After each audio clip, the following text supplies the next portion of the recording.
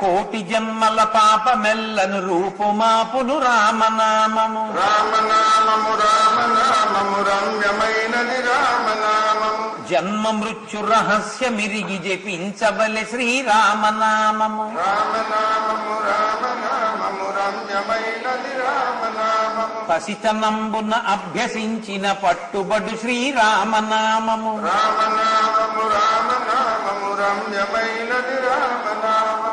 పాలుమీగడ పంచదారల పక్వమే శ్రీరామనామము. రామనామము రామనామము రమ్యమైనది రామనామము. అంబరీషుని పూజలకు కైవల్యమొసగిన రామనామము. రామనామము రామనామము రమ్యమైనది రామనామము. రామనామ స్మరణ చేసిన క్షేమమొసగును రామనామము. రామనామము రామనామము రమ్యమైనది రామనామము.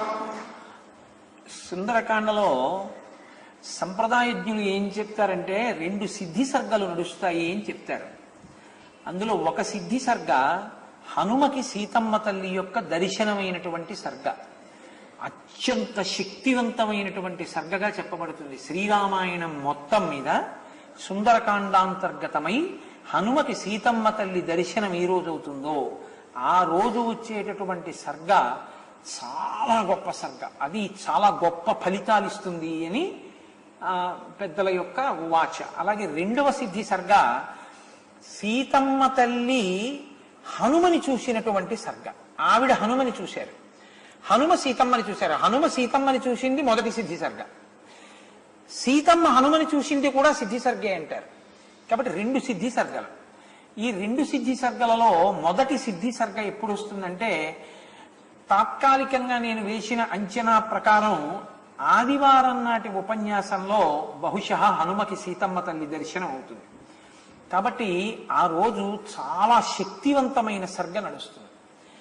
ఆ రోజున సీతమ్మ తల్లికి కుంకుమార్చన చేస్తే విశేషమైనటువంటి ఫలితం కలుగుతుంది అంటారు పెద్దలు. సీతమ్మ తల్లికి పూజ అంటే సాధారణంగా ఏం చేస్తుంటారంటే లక్ష్మీ సహస్రంతోనే చేస్తుంటారు.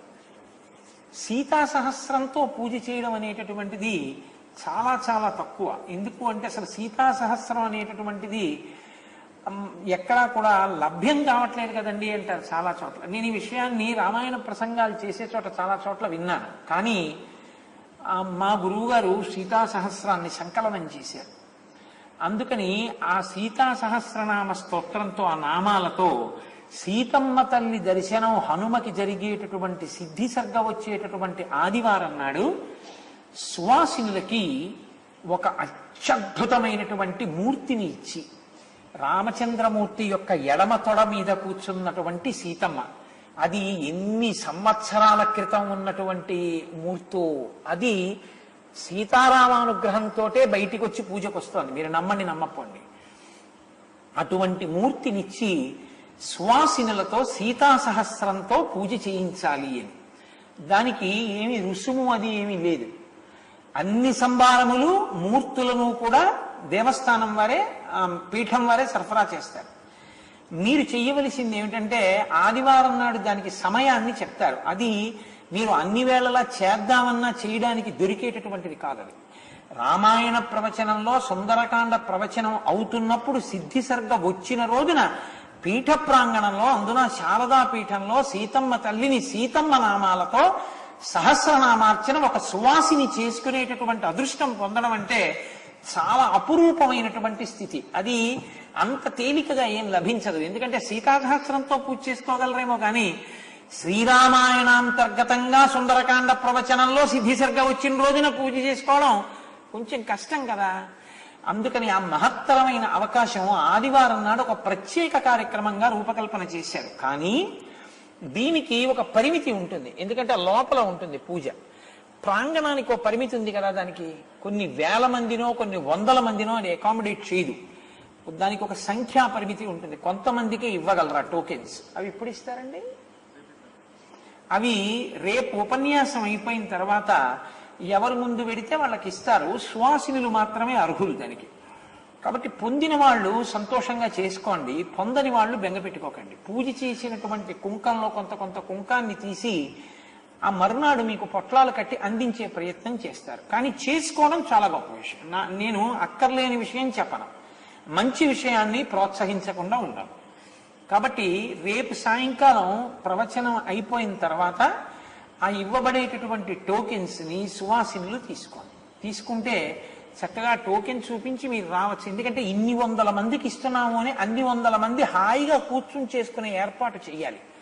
చక్కగా అందులో రామచంద్రమూర్తికి 12 నామాలతో తులసి దళాలతో, సీతమ్మ తల్లికి 1000 నామాలతో కుంకుమార్చన చేసి మీరు ధన్యులు కండి సీతమ్మ తల్లి యొక్క అనుగ్రహాన్ని పరిపూర్ణంగా పొందవచ్చు.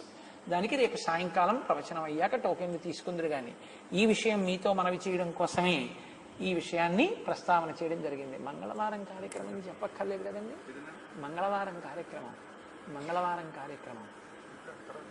తర్వాత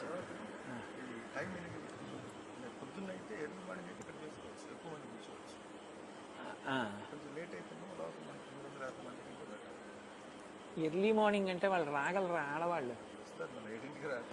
హరిప్రసాద్ గారు అంటున్నారు లోపలైతే తక్కువ మంది పడతారు, కానీ ఎండవేళ కూడా చేయించవచ్చు, ఏసీ ఉంది కాబట్టి. ఇక్కడైతే ఎక్కువ మందికి అవకాశం ఇవ్వచ్చు, కానీ ఎండెక్కితే కూర్చోలేరు. మిమ్మల్ని ఇబ్బంది పెట్టకూడదు, మీరు సాక్షాత్తు సీతమ్మ స్వరూపాలు. కాబట్టి ఎక్కువ మంది చేసుకోవాలి అంటే మీరు చల్లగా ఉన్న వేళలో ఉదయం వచ్చేయాలి. ఉదయం వచ్చి చక్కగా పూజ చేసుకుంటే అందంగా చేసేసుకోవచ్చు. మీరు ఎక్కువ మంది పూజ చేసుకుందాము అని ఉత్సాహం చూపిస్తే ఎంతమంది అసలు అటువంటి పూజ చేసుకుందాం అనుకుంటున్నారో అలా అడిగాను అని మీరు నన్ను ఏమనుకోకుండా మన్నించి, నేను అలా అడిగినందుకు ఇంకొక భావనతో అనుకోకుండా వీడు మన్నే అలా అనత్సా అని అనుకోకండి. అంటే దాన్ని బట్టి ప్రాంగణాన్ని నిర్ణయించేద్దామని. మీరు ఎంతమంది చేసుకుందాం అనుకుంటున్నారో సువాసినులు ఒక్కసారి చెయ్యెత్తితే తెల్లవారుజామున పెట్టి ఇక్కడ పెట్టే ప్రయత్నం చేద్దాం. ఎత్తిన చేతుల్ని బట్టి లోపలికి సరిపోతుందిలే అంటే లోపల ఆడిటోరియంలో పెట్టేసేద్దాం. ఇప్పుడు మీరు నిర్ణయానికి రండి.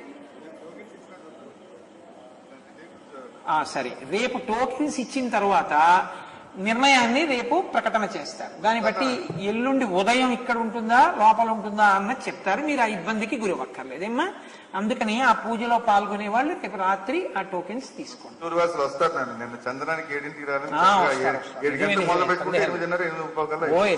అందులో ఏం సందేహం లేదు, కూర్చోవచ్చు.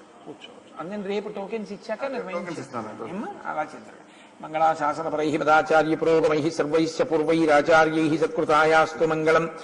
మంగళం కోసలేంద్రాయ మహనీయ గుణాత్మనే చక్రవర్తి తనూజాయ సర్వభౌమాయ మంగళం. ఉమాకాంతాయ కాంతాయ కామితార్థప్రదాయినే శ్రీగిరీశాయ దేవాయ మల్లినాథాయ మంగళం. కరచరణకృతం వా కర్మవాక్కాయజం వా శ్రవణనైనజం వా మానసం వాపరాధం విహితం వా సర్వమేత్తక్షమస్వా శివ శివ కరుణాబ్ధే శ్రీ మహాదేవ శంభో. సర్వం శ్రీ ఉమామహేశ్వర పరబ్రహ్మార్పణమస్తు.